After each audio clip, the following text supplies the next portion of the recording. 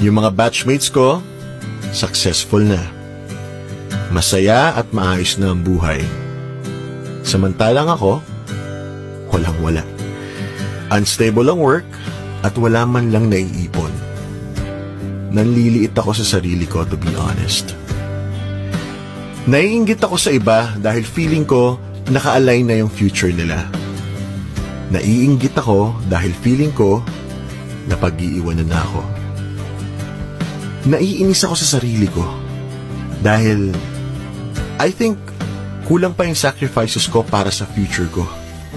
Naiinggit ako dahil parang figured out na nila kung anong gagawin nila.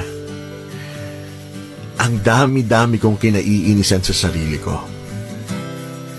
Natatakot kasi ako na wala akong marating sa buhay. Na baka hindi ako yumaman at hindi ko magawa lahat.